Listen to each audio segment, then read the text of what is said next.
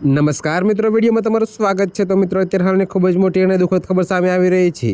ત્યારે મિત્રો તમને જણાવી દઈએ કે મોરોક્કોના ઐતિહાસિક શહેર ફેસમાં 2,000 માળની રહેણાંક ઇમારતોના વિનાશક ધસી પડવાથી ઓછામાં ઓછા 19 લોકો માર્યા ગયા છે અને 16 ઘાયલ થયા છે। તો મિત્રો, મંગળવારે સ્થાનિક સમય મુજબ રાત્રે 10 વાગ્યાની આસપાસ જોકે મિત્રો તમને વધુમાં એ પણ જણાવી દઈએ કે અલ મુસ્તાકબાલ વિસ્તારમાં થયેલી વિનાશક માળખાકીય નિષ્ફળતાએ દેશના જૂના માળખા પર તાત્કાલિક રાષ્ટ્રીય ધ્યાન ખેંચ્યું છે। તો રાજ્ય સમાચાર એજન્સીએ મૃત્યુ આંકની પુષ્ટિ કરી છે, જેમાં નોંધ્યું છે કે પીડિતોમાં ઘણા બાળકોનો સમાવેશ થાય છે।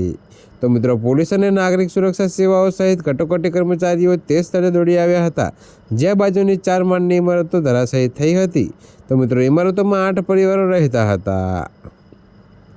જી હા મિત્રો, તો તમને વધુમાં એ પણ જણાવી દઈએ કે કટોકટી પ્રતિસાદકર્તાઓએ ભારે મશીનરી, સ્ટીફનર ડોગ્સ અને થર્મલ એજન્સીની મદદથી કાટમાળમાંથી બહાર કાઢવા માટે રાતભર કામ કર્યું હતું। જોકે અંતિમ મૃત્યુઆંક વધી શકે તેવી શક્યતા છે। જોકે ઘાયલોને સારવાર માટે ફેસના યુનિવર્સિટી હોસ્પિટલમાં સેન્ટરમાં લઈ જવામાં આવ્યા હતા।